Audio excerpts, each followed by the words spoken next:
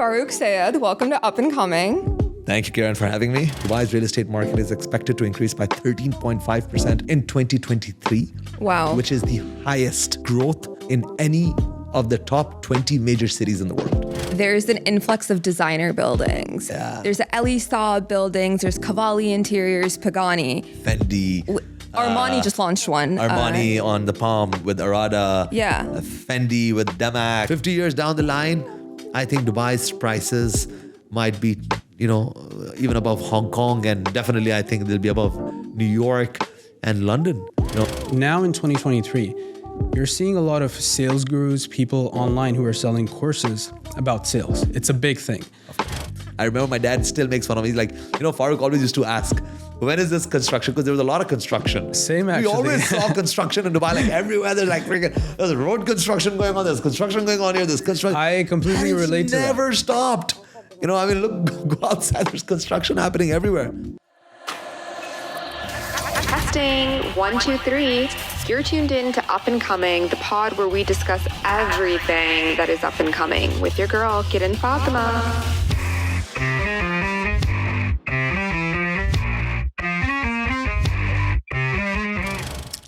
Farooq Syed, welcome to Up and Coming.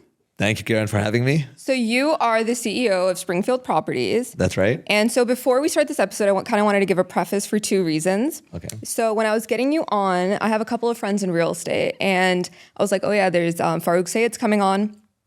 They all froze in their steps, like wherever they were, tracks, sparkling eyes. And they were like, you have to ask Farooq this. They sent me like lists. Oh, wow. And that kind of showed that you're not only like the guy of real estate, but there's immense respect in what you say. There's immense power in what you say. I appreciate And like that. the second reason I wanted to preface this was I fully believe that every city, I grew up in DC and Islamabad, and every city kind of has a culture. Their politics is a big thing. You always kind of have to know, is there a road blockage? Is there like a protest happening? It's the truth. And then when I moved here, the Dubai social media pages like Love in Dubai or like our newspaper Khalij Times, they have like a dedicated real estate freaking not only headlines, but like a full page of this is what's going on the daily. That's so right. I need the up and comers to understand we have the guy of real estate in the city of real estate with us today. So we're excited to get some golden tips, some top tier information from you. Thank you so much, Karen, for the lovely introduction. I really appreciate it. And thank you for having me. I'm excited to be on. And definitely real estate is a huge part of our city because it's been growing. I'm lucky to have been basically born and brought up over here. I was 6 months old when I moved to Dubai. Yeah, let's get into your backstory before we even get into real estate. How did you become Real estate? Yeah. How did you become real estate? Yeah. How did I get into real estate? All right, so I started in real estate when I was very young. I was 16 years old. Okay. When I went into my first job in real estate. It was the summer between my high school and university. Okay. It was 2006. Dubai was a crazy place to be in at that time. Crazy like popping or crazy? Popping in terms of real estate boom. Okay. Because those were the boom years, right? The 2000 to 2008 were the years that freehold real estate started. Expats were allowed to buy. Okay. The market just went crazy. A tower would get launched within minutes. Oh, wow. The building would be sold out and then it would get resold multiple times after. Okay. So you just basically walk in, put in a deposit, within few days, you flip it for 100% profit. Wow. So that's how crazy the real estate market was. So everyone you knew was buying and selling real estate. And of course, Dubai wasn't, this kind of city it is right now. Yeah. So it was fairly easy to get into real estate. And my father was always an investor in Dubai. So he kind of pushed me like, you know what? This is your summer off. You're not doing anything. This is your summer job. Yeah, this is your summer job. job in Dubai. And I had always worked because we had multiple other businesses. We were in the car rental business and the restaurant business. Okay. And I would always work. So that summer, he's like, you know what? This year, you're going to work in real estate. Yeah. So I said, sure. So he said, you know what? Get into real estate. Let's learn a little bit about it. Anyways, that's how I got into it. Okay. And then luckily throughout university, I worked. Still in real estate? Still in real estate. Okay. It was, at that time, I would say, relatively easier than how Do you have to get today. a license here and everything? Is that the same? Yes, you do have you do have to get a license. But back in the day, rules and regulations weren't as strict. Okay. The licensing requirements weren't as strict as they are today. So at that time, I was working firstly in admin as an admin role in the beginning. And then I had a lot of friends and family that were buying real estate. So they Yeah. would all wrap the deals through me. Luckily, that's how Yeah. everyone supported me to get into real estate. And then we started Springfield Properties in 2008. Wait, that was when you were 18? As in my family, my father started the company Okay. in 2008. I was 18 at that time. And then the crash happened. 2008 summer, crash happened. Dubai's real estate market, went down by nearly 50%. Shit. It was a very, very difficult time for us. So basically the next 2 years, we were just, kind of trying to get our assets in place, liquidate a lot of things. So we didn't really do much business between 2008 and 2010. And that's the years that I graduated out of university. After that, I went to the US for a couple of years to pursue my MBA, and then came back. And that's when we started full-time brokerage. We were a couple of partners before. Then we started Springfield. We restarted Springfield in 2013. Nice. So right after I came back from my MBA Yeah. 10 years ago, we started Springfield. We started with a dream in your Exactly. We started with just one broker. I remember, it was just 3 of us in the office. We started, and luckily today we're over 120 people in the office. So it's a Mashallah. very buzzing workspace. So it's been quite a journey over the last 10 That's years. quite the Dubai success story. Thank you. Yeah, and I had a question before you even get into real estate, just about why you went to pursue your MBA. Do you think that those skills helped in you becoming, you kind of picking up Springfield to where it is now? Definitely. I mean, I'm very supportive of pursuing education, and I feel like it's the experiences that build you into the person you are. So just traveling, getting out of Dubai, living in the US for a few years. I kind of dabbled with real estate over there. I was going to ask, yeah. Yeah, I did. I didn't do it full time, but I did dabble with it here and there. Wasn't very successful. Did you see major differences in that market and this market? Of course. So I was in Michigan, where the real estate market is very low. Yeah, You could buy a house for $30,000, $50,000 back in 2013 because the entire economy of Michigan was crumbling at that time. I've never been to Michigan so I don't even. All right, so Detroit and everything. I was in Dearborn, which is sort of 40 minutes away from Detroit. The market in Detroit was really bad. You could buy a house $30, $40, even $50,000. So it was very cheap. It was actually a great time to buy at that time because the car market was bad. Michigan runs thanks to Ford and GM, and they weren't doing too well. Housing market was really crashing at that time. So yeah, it was a stark difference between what I saw in Dubai, these tall towers, compared to the slow market in the US. Because everyone who goes first to the US thinks everything is like Manhattan or Chicago or Miami Beach or LA. And then you go to Michigan and I'm like, wait a second. This isn't the America that I saw growing up. This is not the Hollywood America. It's the truth, It was a little college town. It has its own charm. But very different from a big city like Dubai. Okay, so the American real estate was what it was, but coming to Dubai, why is the Dubai real estate market the way it is? Why are people buying here? Why should people buy here? What's going on in Dubai? So I think Dubai is a very unique city. We're very centrally located. We have great governance in place. It's a very safe city. You can bring in, take in money, take out money out of the city very easily. We've seen the city grow very quickly. It's a clean city. Safety is a big thing. I mean, you've moved here. All the best reasons why Dubai is getting rated among the best cities in the world. And not only just the best cities, we have great business opportunities here as well. Over the last few years, we've seen a lot of high net worth people moving here as well, spurring even further market activity. But in general, Dubai is a great city. We were last year one of the fastest growing cities in the world as per the prices of real estate.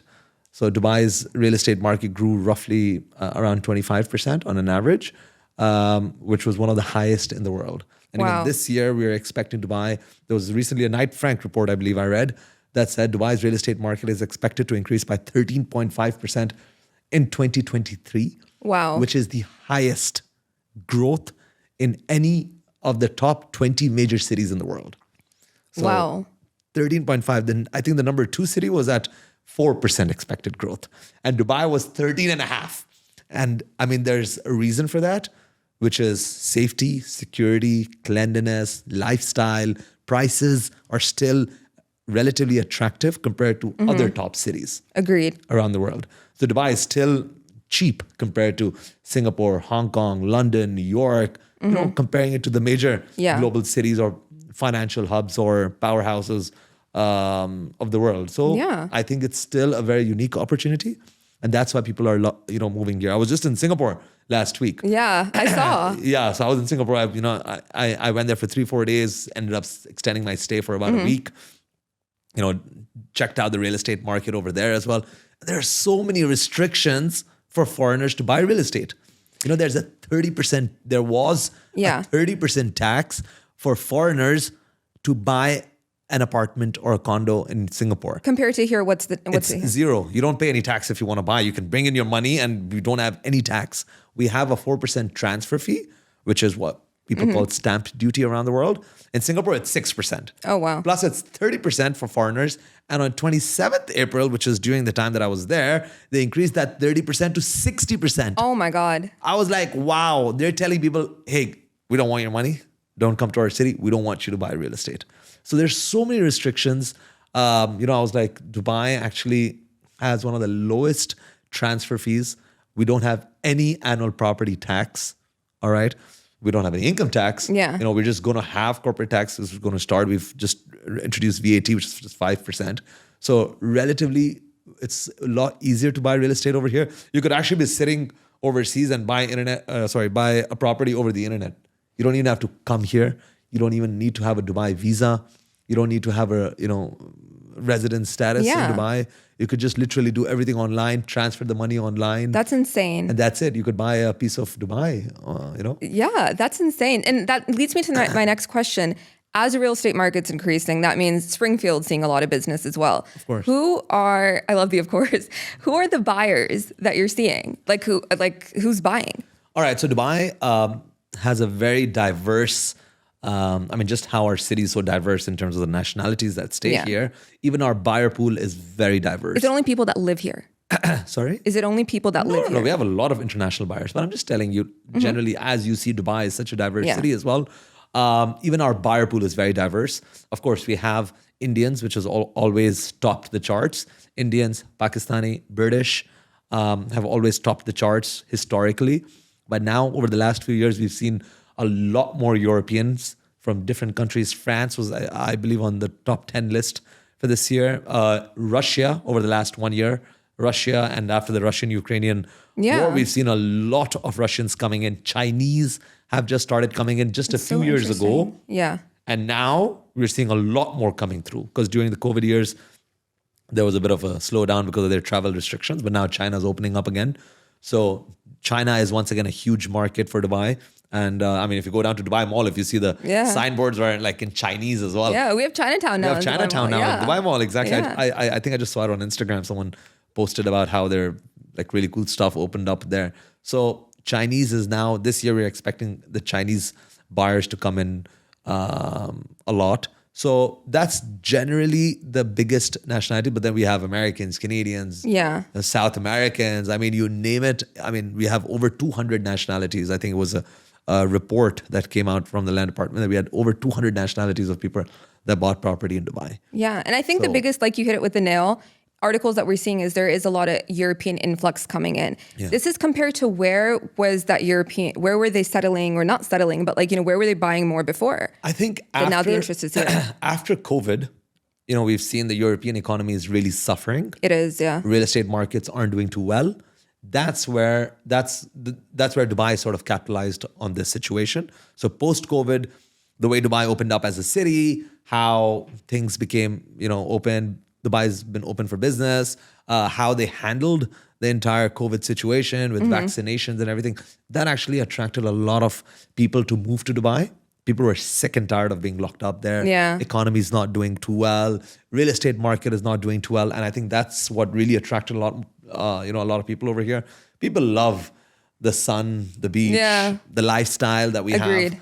have. The perception of being in the Middle East has rapidly changed thanks to Dubai's excellent marketing. Emirates Airline, I think, had a big role to play with that because everyone flies with Emirates and has a stopover in It's Dubai. a flex, apparently. Like, it's a flex to be on Emirates. Really? Even the terminal. It's like, which terminal are you flying out of? And I'm like, oh, I'm not telling you. Terminal 3 for life. But yeah, because of these reasons, I think, Europeans have really flocked to the city. I remember growing up, when I used to go to the US, for example, people never heard of Dubai. Yeah. People had never, I tell people it's like United Arab Emirates. What, UAE? Whoa, Yeah. wait, I mean, where is that? I'm like, in the Middle East. Oh, next to Iraq. Yeah. That's what The Iraq, That's yeah. what people used to say. And I'm like, yeah, Iraq is like relatively close to us. But now, I mean, fast forward to now. I mean, you're from DC, so I'm sure you meet a lot of people there, and you tell people you're in Dubai. They're like, oh wow, It's wow, again, you're in like, Dubai. whoa, you've I've made heard. it. Yeah. Yeah, I heard everyone drives a gold Rolls Royce down there. It's a huge perception. Yeah. sort of perception that they have. I mean, there are quite a few people driving gold Rolls Royces, but besides that as well, I mean, the city has a lot of opportunity, and I think a lot of the business class of Europe has flocked to Dubai for easier taxes.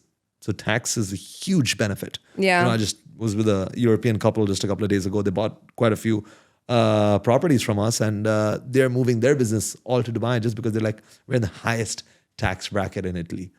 I mean, they're paying nearly half of what they make in taxes. That's insane. Yeah. So he's like, I mean, I feel like I'm working for the government. Yeah. He's like, whatever I make, it's like half of it is divided.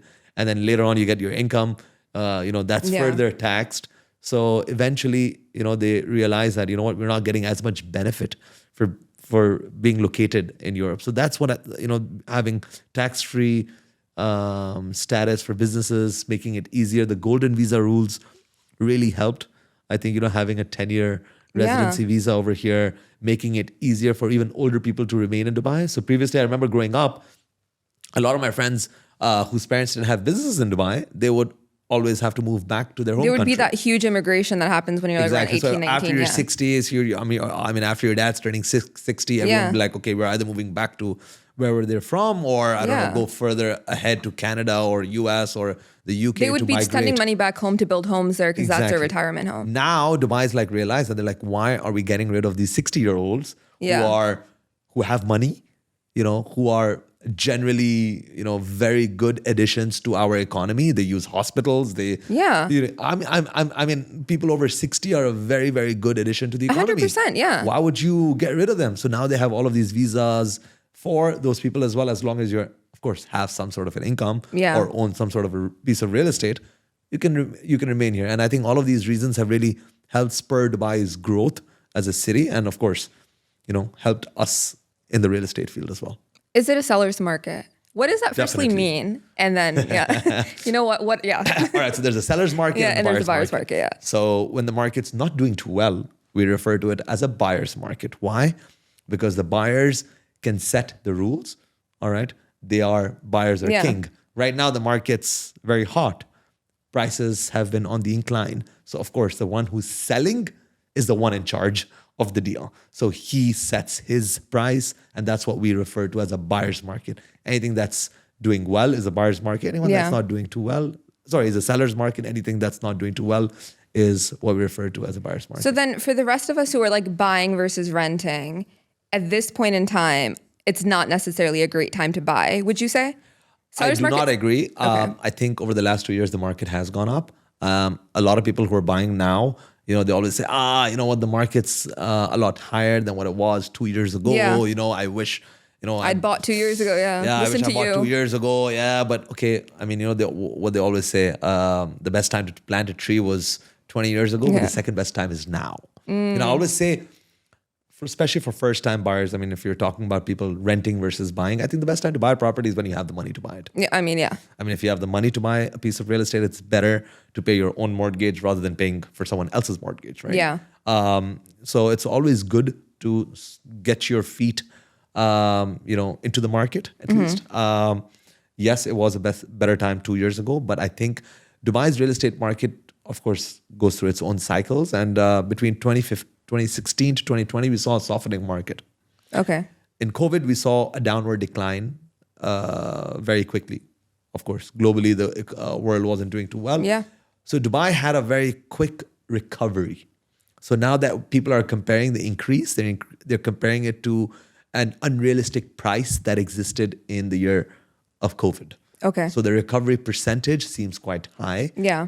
But I think that wasn't a realistic price to begin with. Now we are back to the prices of 2015, 2016, 2017. Yeah. So we're not that expensive if you put it into perspective. If you compare it to 2 years ago, yes, the market's That's it. obviously much higher than what it was. But in 2016, 17, 18, we were similar to the prices that existed. Yeah. Even today, I think if you buy the correct piece of real estate, you will do really, really well.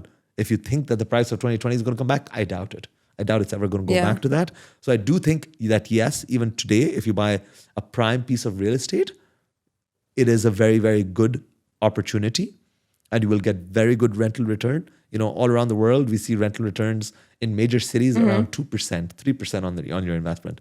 In Dubai, you get anywhere between 5 to even up to 8% annually. You said anywhere. Anywhere? I said in most... And sorry, in Dubai. In Dubai, in most places on average, you get between 5, let's say 7%. In certain cases, you could maybe even, achieve 8% rental return.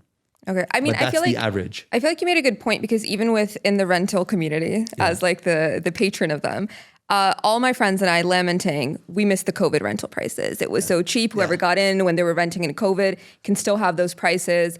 The newbies coming in sucks for you guys. Like, I don't know how you guys are going to afford it, but I think it's the same thing where you're right. Like it is the 2016, 2017 prices. It's not something crazier than like we've ever seen before. Yeah. How long do you think the market's going to stay like this? Honestly, that's $1 million question. Nobody knows the future, nor do I. But I expect this year to be a very, very strong year. Okay. Last year, there were a lot of analysts and a lot of, including myself, I was changing my position towards the end of the last year that, let's start positioning ourselves so that we're okay if the market goes down. And then I ended up selling a few of my own properties or our family-owned properties.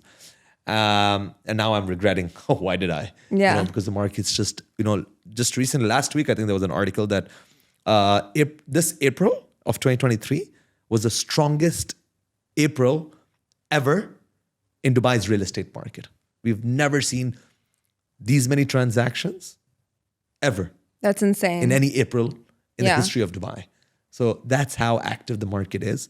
And I don't think the momentum is on the decline, is on the incline right now. With a market this big on an upward trend, it takes a while for it to slow down as well. But then again, nobody knows the future. But I do believe this year we're going to have a very strong year. All the analysts, all the reports, all the signs are very, very positive. We always say whenever there's trouble going around in the region, Dubai always benefits from it. So whether it's Russia or Ukraine having issues, whether it's anywhere else in the world, we always see investment coming into Dubai. This kind of becomes like that safe haven for everyone becomes to a come. safe haven for 100%. most people. I mean, people from our country, Pakistan, India, everyone's moving their money here right now. There was the news about India introducing taxes from June onwards, I believe, June or July onwards, I think. They're going to add another 20% of tax for people who want to send their money overseas. And that's actually just that one news caused so many buyers to flock in, and people are just like, we just want to buy some sort of real estate before July. So whenever there's any news like that, in Singapore, because we do some sales events and road shows in Singapore as well. So Singapore, the recent news that I just mentioned earlier, that they've introduced a 60% rule for overseas buyers to buy, that's actually caused a lot of attention towards Dubai. Wow. We're like, okay, we can't buy in Singapore, but Dubai is the Singapore of the Middle East. It is. Safety, security, lifestyle. I beg to differ. I think Dubai is much nicer than Singapore. In one of your stories, I want to say you said Singapore, you didn't say it was better, but I think you said you saw a better view. Yeah, that So was I'm just gonna from call you out. Sands. Yeah, so I had all of these stories where I kept saying, so Dubai is better over here, Dubai is better over here, Dubai is better, Singapore is so hot, Dubai is so much better. And then everyone's like, dude, like, why are you hating? And I have quite a few friends from Singapore. They're like, dude, why are you hating on Singapore? I'm like, I'm not hating on Singapore. I love Singapore. Yeah. Just for the record. It's just that I find, of course, home is where the heart is, You're right? a Dubai boy, through and through. Then they go to, and then we go to Marina Bay Sands. They're like, see, our view's better. I'm like, okay, fine, sure. Guys, this view is better than address sky views, but Dubai is still better. Singapore is hot. If people call Dubai I was there last hot, week as well. Oh, It you is were there hot. last week I as well? was, yeah. Oh, wow. I was there, 2 weeks ago. Yeah, 2 weeks ago. Yeah. Wow. Okay. How long were you there for? I was only there on a layover. Okay. I was on my way to Bali, but I like to say I was in Singapore. Okay, nice. You should have stopped for like a day or something. I should have, but day. I wanted to get back home. Okay, I Yeah. understand. Bali's much nicer, I've heard. It was nice. It was Never been to super Bali nice. though, but it's Next time. definitely on my list of places to visit. Yeah, no, definitely. Okay, so you have a sold. I want to buy now. As a buyer, Sorry, I have a. you have a sold. I want to buy now too. Okay. As a buyer. So first question is, who are the demographics you're seeing? Are you seeing more single people coming in? Are you seeing Gen Zs buying? Who's buying?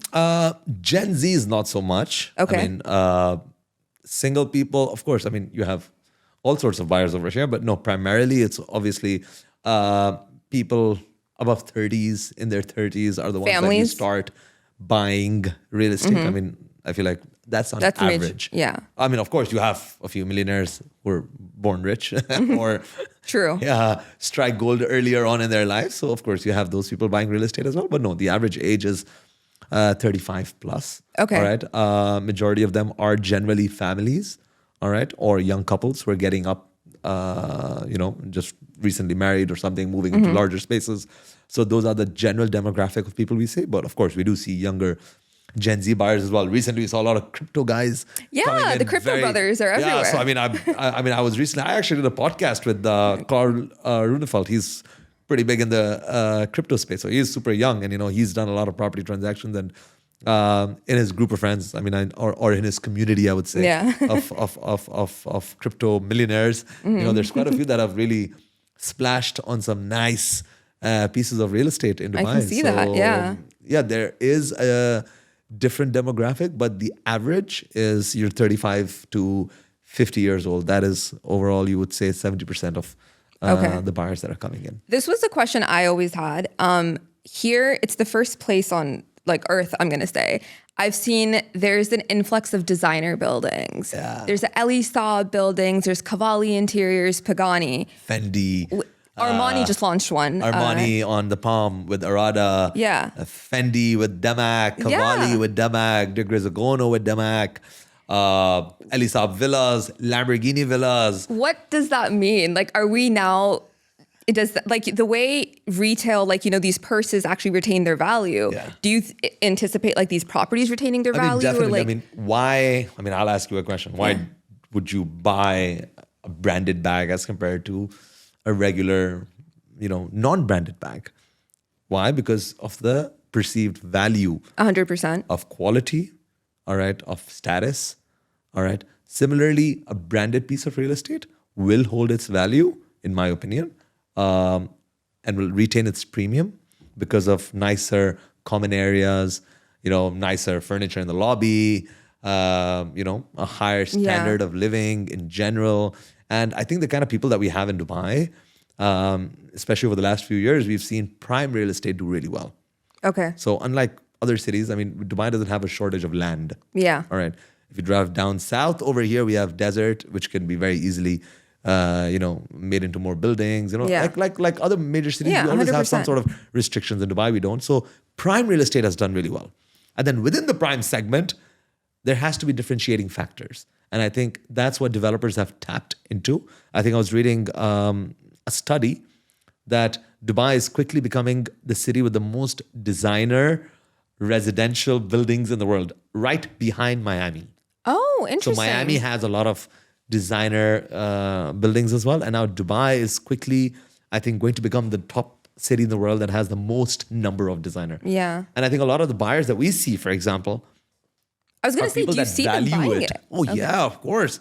Only because I would be like, well, you're a great bag manufacturer. You've definitely you're really solid on that. Yeah. What the heck do you know about houses? Yeah. What would you know about is this a good quality doorknob? Would I trust Elie Saab to not to throw them out, but that's where my confusion would come. But I think you're right with they've already established a standard in a certain retail world. I think they have a good sense. Being a designer, I understand Yeah. what you mean to say. You're a great bag designer. You might not be a great Architect or or something. But I think they just add, of course, there's a proper architect and there's a Yeah. developer that is doing all the groundwork. It's just that they add their touches and their elements of their design philosophy. They sprinkle their brand around. It's always nicer that extra, to like, see yeah. a branded 100%, Fendi yeah. sofa in the lobby as compared to Normal? non-Fendi sofa Yeah. in your lobby of your building, right? I mean, you have 100%. friends coming over, they're like, wow, this is something cool. And there's a lot of people that would pay that premium for it. And I personally, from a real estate perspective, these brands are also very selective on where they want to put their name up as well. So for a developer as well, that becomes a great sales pitch. Interesting. Because, Okay. for example, if Fendi came in, they wouldn't splash their name on any building. They would look at that piece of real estate. Yeah. They would see that building. They would, see whether we want to associate our brand with this That building, yeah. building and this developer and this location and this design. And they always come in and change. Because I know, for example, a couple of the developers that have worked very closely with Elisa. And I know he is very strict with his design. He's like, Yeah. you either take me, you pay me this much, you change these things in this development, you add this, and then you can use my name. Okay. So yeah. they really do add value. Of course, he wouldn't come in and say structurally change this. Yeah. No, he'll just say, I don't like this color, change this wallpaper here, remove this chandelier. I don't think this looks good. Change this. They have a good eye for design. So I think it does, because I've seen a lot of designer, we've sold a lot of designer real estate recently, Wow. And I see that the buyers really appreciate that. Those are valid points. Those are absolutely valid points. Then I guess my next one would be, It's a flex. yeah, it is a flex. I live in the Fendi. I live in the Fendi building. Oh, it's fine. That's my location. Which the one Fendi do you live building. in, huh? Which one? Armani? No. You don't have a brand in your building. What are you like? I can smell the poverty. No, 100%, 100%.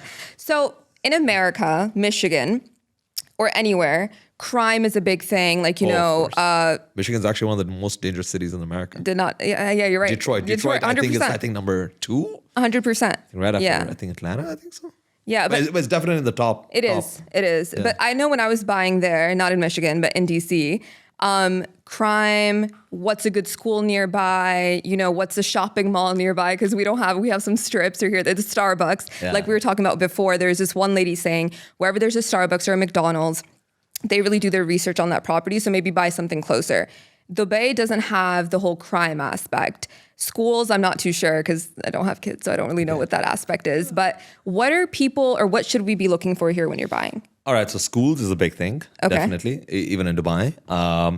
It's a little different from the US because in the US you have to live in a certain Postal code and stuff, yeah. to go send To your that kids school, to yep. that school. In Dubai, we don't have that, but still, people want to live closer to their choice of schools. Yeah. So definitely, schools is a big thing. Having all your amenities close by, like supermarkets, healthcare facilities. Does that matter? Because everything does. can talabat amenities. You know what I mean? You're right. I think Yeah. talaba. I use saved all of our talabat lives. every Yeah. day. Yeah. I When was the last order time you my went to a lunch. grocery store? You know what? I never went grocery shopping ever growing up. That's a flex. Okay, really? I never went grocery shopping. I've never done grocery shopping ever. But recently I've started because my son loves going to the grocery store. He's 2 years old and this guy goes, like he thinks it's a play area. Yeah. He goes, picks up random stuff. So my wife's like, dude, we have to go to the grocery. We go to the hypermarket close to our house. Yeah. And this guy goes crazy. He takes his trolley. He starts putting in random stuff Yeah. into the trolley. And that's when I started going grocery shopping. That was just Yeah. like a year back. No, my mom was concerned when she came visiting me. She's like, "Where's the grocery stores?" I'm like, "I don't know." We ordered stuff online. And then she hated. She's like, I don't agree with this." And I'm like, "Yeah, I don't know." No, but still, people do prefer being closer to at least some sort of shopping areas. Yeah. People prefer, communities is a big thing in Dubai. So, for example, if you see the newly opened Dubai Hills Estate. Okay. So, connectivity to major highways, being close to downtown and other major retail districts is definitely a plus point. Dubai Hills Estate, for example, has a hospital inside. You have a huge shopping mall inside, which is your Dubai Hills Estate Mall. You have parks, green spaces, communal features like, they have 3 schools inside Dubai Hills Estate, a golf course. So these are the few kind of things that people look at when buying real estate. But yeah, I don't know, living close to a Starbucks really matters or not in Dubai, because all your You're right. Starbucks are inside shopping malls. Yeah. Or, at the gas stations. Exactly. Or, there's just a few maybe standalone Starbucks here. But it's not like New York City, where there's a Starbucks around every corner, and maybe DC where you have strip malls and things like that. We don't have that culture in Dubai because it's so hot here. Everything's inside larger, more organized retail malls. So maybe being close to a mall does definitely add. For example, in downtown, if you live in a building that is closer to Dubai Mall, it actually goes on a premium. It rents much faster. Tourists want to stay there, so it works really well on Airbnb models. Same thing in Dubai Hills Estate. If the buildings that are closer to the mall and the park actually demand a premium, So But some of these buildings are older. Does the renovation, are they renovated? Does that make a difference in their prices? So Dubai, as compared to the US, or any other sort of developed city, especially European cities, for example, Dubai is a relatively new city. So most of your real estate, freehold real estate, started after the year 2000, 2001, 2, and 3. Yeah. So, your oldest buildings are about 20 years old. That's not very old. But yeah, now, over the last few years, some of the buildings are getting old. Some of your villas and townhouses are getting old. So their renovation is becoming a big play. Especially over the last 2-3 years. I think the new wave of buyers that we've seen coming in from Europe and other high net worth individuals who are looking at prime real estate, they want a level of quality that we've not had before in Dubai. So for those clients, they look for sort of prime areas that have older real estate that they could refurbish and, of course, demand a premium. So there, the refurbishment game has really picked up. So communities like the Meadows, the Springs, the Lakes, and older villas like Jumeirah Islands, Jumeirah Park. These areas, if you buy an older house and refurbish it, you can sell it for a very good profit. Palm Jumeirah is another area. So some of your villas are back from 2005-06. Yeah. So a lot of those people, because the prices have gone up so much, if you buy an older villa, refurbish it, do a complete gut fit out, you could demand a huge profit on those. And people have made a lot of money on refurbishment. Oh, wow. So Springfield Properties, top 3 places to live in Dubai. In Dubai, Go. definitely Palm Jumeirah would definitely be your top sort of place. Dubai Hills Estate. These are also villas and apartments, or just villas? Villas and apartments. So Palm Jumeirah, you have villas, waterfront, beachfront villas. You have apartments around the crescent, on the trunk of the Palm. Definitely one of my favorite places. Downtown Dubai. Downtown Dubai, if you want to be in the middle of the hustle bustle, sort of, nice lifestyle of Dubai. The city girls. Good We're all quality here. buildings in downtown. If you want to be in a little bit of a more villa community, then Dubai Hills Estate is definitely, I think, within the top 3 places to live in Dubai. Okay. Where do you live, and why did you choose that location? All right, so I live in Al Barsha 2. So we live in a joint family. So I live with my parents and our whole family. So we've lived there for the last, 14 years? Gotcha, 13 okay. years. Yeah. So it's more sentimental. Yeah, so as it's more opposed to... sentimental value. And we love it because it's a very large property. It's over 15,000 square feet, 7 bedrooms. So we have that whole family house that we're living in. As a buyer, can you get scammed here? Because I can tell you as a renter, you can get scammed here. I've seen some rental scams in my day. Yeah. Can you get scammed? And what are some common scams So you've Dubai's seen? real estate market is a lot more regulated now. I think it's one of the most regulated markets in the world. So I don't think you can get scammed here. Okay. All right. There's not as many. I've not recently heard of scams. But yes, back in 2006, 7, 8, when Dubai's real estate market was picking up, going crazy, there were people who were unfortunately scammed. Okay. I think scams can happen in any market. Yeah. If somebody comes to you and just shows you a fake brochure and takes money from you, you can get scammed. 100%, yeah. But in general, I think the market's a lot more regulated. There's a lot more scrutiny now in Dubai when it comes to real estate developers, especially. You need an escrow account. Projects need to be registered. Your advertisements need to be registered with RERA. You need to have your broker number mentioned on every advertisement. If not, you can get fined. All the real estate agents need to go through annual tests, to make sure that they renew their license and that they're sticking to the rules. So there's a lot more regulation now as compared to before. So I don't think that people can get scammed that easily in Dubai anymore. Okay. And I definitely don't think that happens much. But of course, buying in the right development is very important. There have been cases where developments that have been launched haven't been delivered on time. That's happened. Yeah. I mean, if you regard that, within, or call it a scam, they're not scams. There could be delays in developments, or developers didn't deliver what maybe they promised. So yeah, things like that, of course, like any market can happen. But in general, Dubai is a very safe city. It is, yeah. Dubai wants to keep that level of, that prestige that it has, which 100%. being a safe city, being, not a place where people would, get scammed. So no, I think Dubai's real estate market is a relatively very safe place. And it's a very safe market to invest in. Airbnbs here, what's the ROI we're seeing? Is it better to rent your property long-term or Airbnb? What are you seeing? All right. So depending on the area that your property is in, you could get very high returns on Airbnb, but it all depends on the location. So That's interesting because this area is huge in hospitality.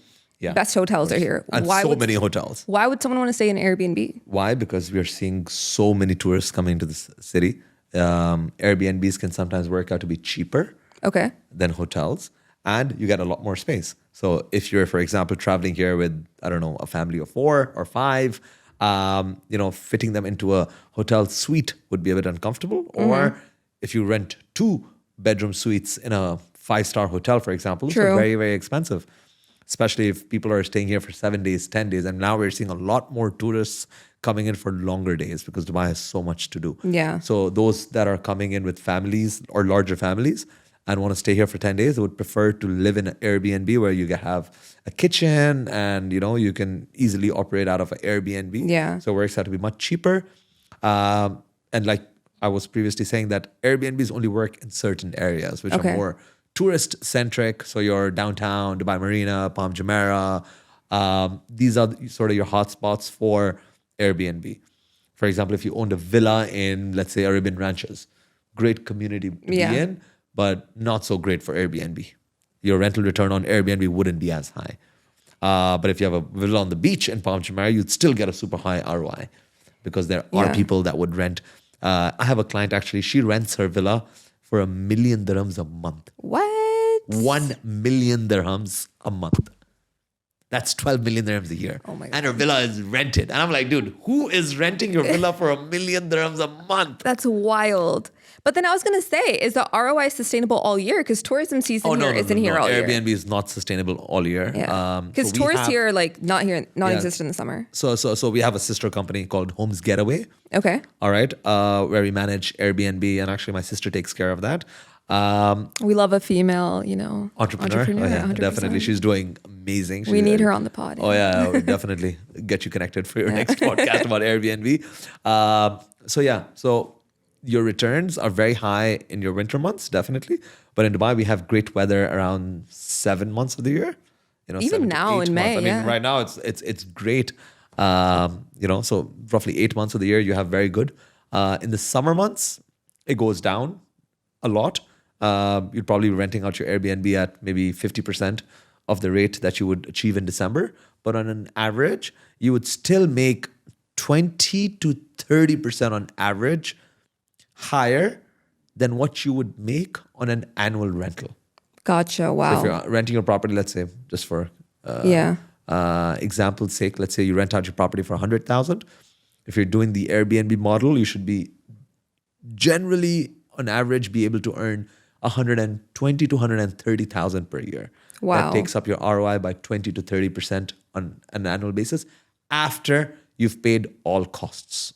That's insane. So you have a holiday home company like ours that could take care of your properties, check-ins, check-outs. We take care of everything. Linen changes, cleaning of the apartments. We basically are the host of the people that are coming in, and we take care of everything. That's so the insane. investor just has an online portal. He can see who his guests were, where they came from. We do the entire marketing.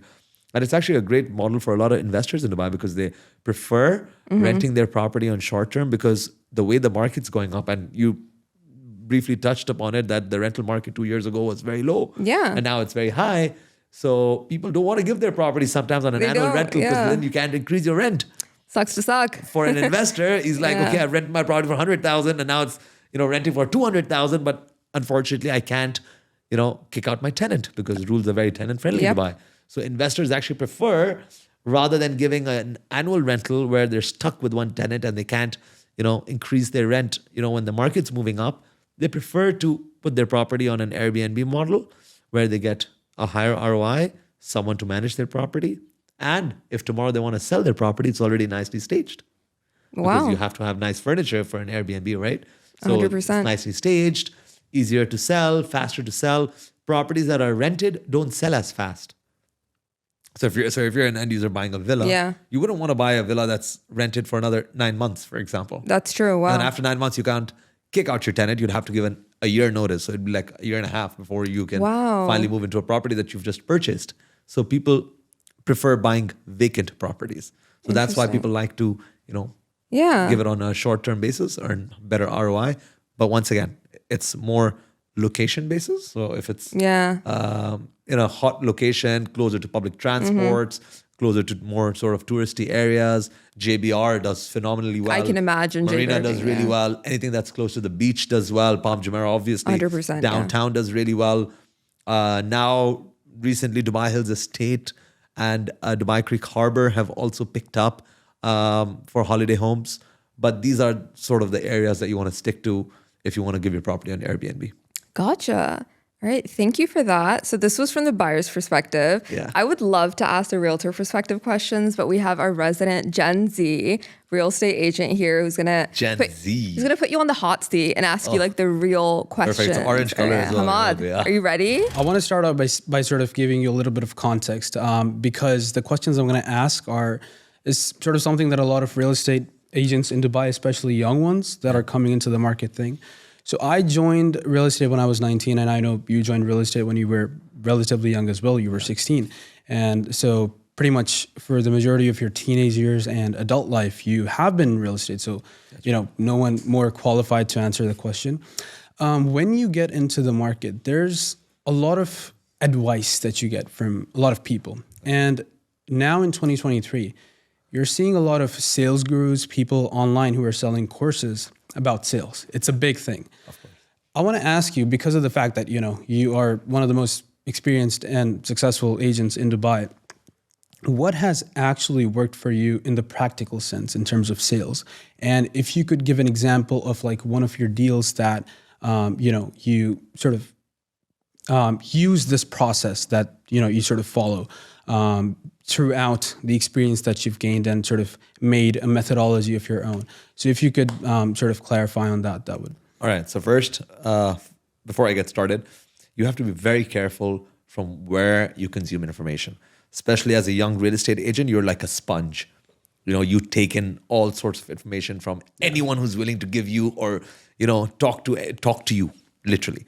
Whenever we have new agents, for example, onboarded in our company, I always tell them this. I'm like, you need to be very careful from who you take your advice. Yeah. Even if they're in the real estate field, be very careful because it's an 80-20 rule. 80% of the sales in Dubai's real estate market are coming from the 20% of the top agents in Dubai. So make sure first that whoever you're taking advice from is actually capable of giving you good advice. And if I can add, what I experienced was a lot of the information that I was getting was contradicting what other people were saying too, which was very confusing. Okay. In real estate, there's no hard and fast rules. For example, especially as a new real estate agent, you have to start off prospecting, finding new buyers. The most important thing in real estate is market knowledge. As a young real estate agent, before you jump on the prospecting side of things, you want to first make sure your product knowledge is very good. Because people are coming to you for advice. You are a consultant. You are going to consult people where to put their hard-earned money. So, so you want to make sure that you know all the different projects in Dubai. You go around and you experience the projects yourself. You see the locations. And first and foremost, you understand what are the pros and cons of buying in different areas. Yeah. Once you have that, and that's an ongoing process, by the way. It's lifelong learning. Every day we learn about new projects coming. Because you know how it is in Dubai. I mean, you Of course. said you worked at Damac. You know how Damac sells. You know, they launch a Exactly. project in one day and they're sold out tomorrow. Exactly. And then next week there's a new project. So your learning is ongoing. Knowing about pricing in Dubai, different projects is very important, because when you get that chance to sit with a buyer, and then you mess up, you don't get another chance. True. So before you get on the prospecting side of things, you want to make sure your product knowledge is up there. Of course. Then prospecting, there's a lot of new different ways. I mean, what we're doing today, podcasting, this is a great way for yourself to, find new buyers. Prospecting online has become a big thing for me as well. Social media has been, a big addition to my sales process. Yeah, exactly. I've personally had a lot of clients who approached me directly from my Instagram, my YouTube, my different social media profiles. Yeah. And that's been my way of prospecting. Is that the only way of prospecting? No. I have some of our top salespeople in our office that do not have a social media profile. Though I think it's very important to do that in today's day and age. But still, different people have different ways of prospecting. You might be really good on social. Others might not be, but they might have other fortes.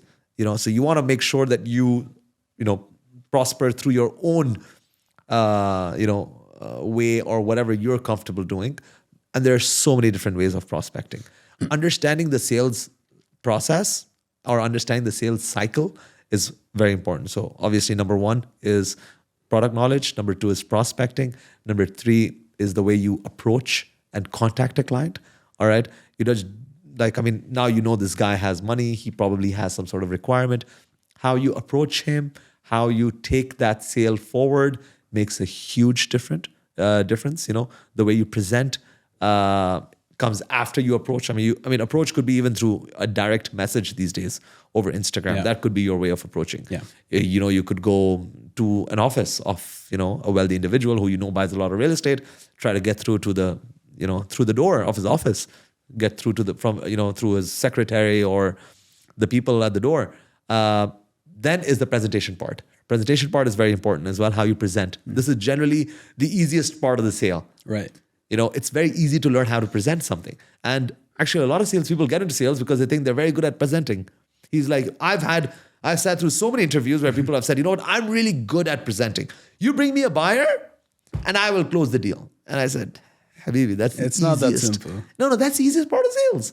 Because most people who get into sales because they think they're very, Of course, good at there's presenting. a lot of different factors at play. So presentation is very important. After that, the next step is maintaining relationships. A lot of realtors, there was a study I recently read that, a lot of realtors, after they close the deal, that's it for them. Business is done, move on. Yeah. That is the biggest mistake. After a deal is done, first and foremost, you need to ask for referrals. Real estate works a lot on referrals. You need to ask your client who's just bought a piece of property from you that, hey, I'm sure you have friends who could afford similar pieces of real estate like what you've just bought. If you've liked my service, would you like to refer me to any of your friends, or at least introduce me to some of your colleagues at work who you think could potentially be buyers?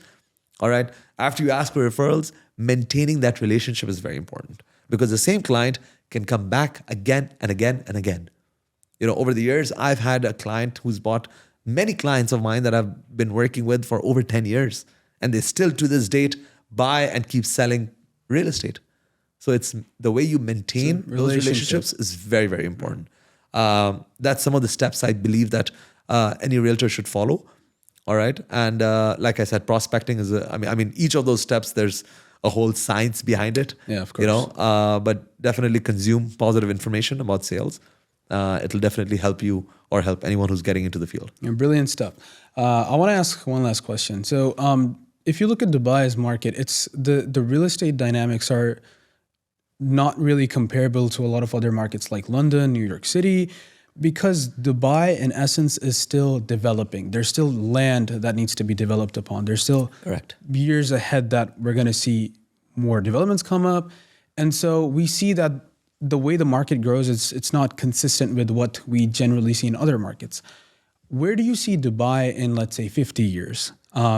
Especially with the fact that in the GCC, we're now seeing competition come up. So, for example, Saudi Arabia with their projects, and Kuwait, and all these different countries are also sort of putting up competition by seeing that, okay, so Dubai incentivized people coming in, made laws easier for people to come and invest. And this is something that other countries are following too. So there's competition, there's that factor.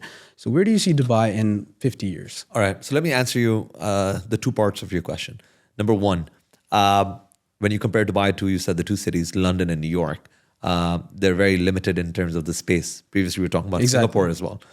Very landlocked, locked from water from all sides. It's an island. And Manhattan and New York, similar, no land. In Dubai, we have a lot of land. Exactly. You know, you can go drive down south. We have desert. You know, you can develop that into a new community. So what is Dubai doing to make sure that the prices are, you know, stable or moving upwards? Is that in terms of prime real estate. So what I define as prime is your more developed areas that are become now your hotspots in the city, like your marinas, your downtowns. These areas are still limited. Anything on the water, very limited. All right, because there's just that much of water in Dubai. All right, there's just so many islands that you can develop in Dubai. So those pieces of real estate will always retain value. So for investors, look at prime developments by good developers, because in Dubai we have our government developers like Emaar, Miras, who don't just develop one-off buildings, they develop entire communities. So whenever you're closer to water, lakes, canals, or a golf course, or a tourist attraction like the Burj Khalifa, or in the Dubai Creek Harbor, we have the new tallest tower coming up. So anything closer to these hotspot areas is what I define as prime real estate. And those areas will still be limited in supply. What Dubai is doing, which is once again, very good for Dubai's real estate market, is that they are limiting the supply. I mean, I know a lot of developers that are unable to launch new projects because Dubai Land Department is limiting the amount of supply coming in. They're looking at market data, they're seeing the number of people moving in, and that's the number of projects that they are allowing to launch, you know, or allowing the developers to launch. Once again, the barriers of entry to become a developer have gone up immensely. So there's not every Tom, Dick, and Harry can become a developer now in Dubai. You know, so all of those things have really controlled the amount of supply coming into Dubai's real estate market. Yeah. So 50 years down the line, I think Dubai's prices might be, you know, even above Hong Kong, and definitely I think they'll be above New York and London. You know, today there's another study that I was checking out where Dubai's prices as compared to the top 20, top 25 cities in the world was among the cheapest compared to the top 25 cities in the world. It is. So Dubai per square foot average exactly. is way lower. Extremely competitive. Extremely low as compared to most other major cities around the world. So you're still buying property at a very good value. So I think 50 years down the line, you might see Dubai on top of the chart, if not on the bottom. Or, you know, so it's still a very good opportunity for people to buy. Of course, 50 years later, you won't find empty plots anywhere with the speed with which the city is growing. Yeah. I mean, I've been here for 33 years now. I'm 33 now. I moved here when I was 6 months old. I remember as a kid, I would always ask my dad, when is this construction going to stop? I remember my dad still makes fun of me. He's like, you know, Farooq always used to ask, when is this construction? Because there was a lot of construction. Same actually. We always saw construction in Dubai, like everywhere. There's like there's road construction going on. There's construction going on here. There's construction. I completely relate to that. Never stopped.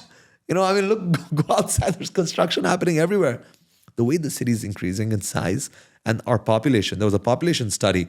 Right now, Dubai is roughly around 3.55 million is our population in Dubai. In every 10 years, Dubai's population's nearly doubled. Yeah. In 2015, we were, I think, don't quote me, but it was around 1.8 million. Before that, it was 900,000 in 2000. In the year 1990, when I was a kid, it was close to 500,000. So that's how, you know, Dubai's population has been doubling. In 2040, the Dubai Vision 2040 is that they want to take Dubai's population from 3.55 to 5.8 or closer to 6 million people. 6 million people, when you're going to double the amount of people in the city, you can just imagine how much more requirement there will be for real estate. Exactly. So you're not going to, especially in prime areas, you're not going to see these prices. These prices will be somewhere above. Why? Because you have good leadership in place. We don't have political risk. All right. The vision of the city is very strong. We've seen that now. We have a track history of, 30, 40 years of Dubai developing. And the vision is very, very strong and it's moving forward. The policies in place, are very encouraging. Yeah. And what you said about competition from the region, I think Dubai is going to be the new Europe. So when we visit, I don't know, London, we can take a train down to Paris, or we can take a short flight down to Switzerland, or take another short flight down to Spain. Yeah. So actually Jeddah and Riyadh and Doha and Muscat developing is actually a good thing, because when people are going to come to this region, Middle East is going to be the new Europe. Exactly. People are going to land in Dubai. They're going to take the Etihad rail down to Abu Dhabi, see the Grand Mosque.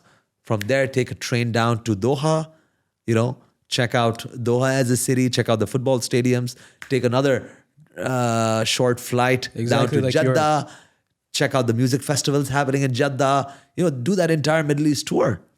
Right now it's just people come down to Dubai or maybe drive down to Abu Dhabi. But with the entire region, it's going to bring more focus over here. And with Saudi developing, it is very good because competition always spurs faster growth. It always works as a catalyst for growth. It's a catalyst. People are going to, Dubai is seeing this competition and they're going to react to it. And it's going to be beneficial for the entire region as a whole. Of course. So I'm very positive about all of the cities developing and this region becoming, the next best place in the world to stay in. Awesome. Thank you so much. That was very insightful. Obviously, great advice. Thank you. A lot of young people are going to see this, and that's going to be extremely valuable. Gen Zs now, our future clients.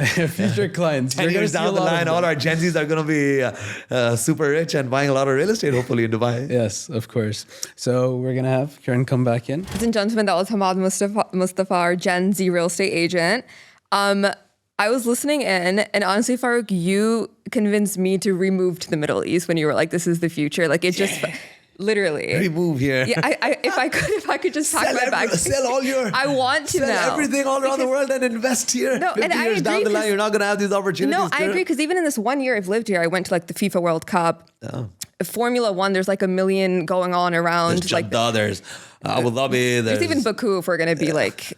But like it's compared to by. You know what? I meant it's closed. It's closed. But no, compared to like even living in America, Europe, you don't get those opportunities for how like small the region is. So yeah, absolutely. I agree with everything you said. Thank you. Thank you so much for coming on the podcast and educating us on why we need to be buying and why we need to be buying now.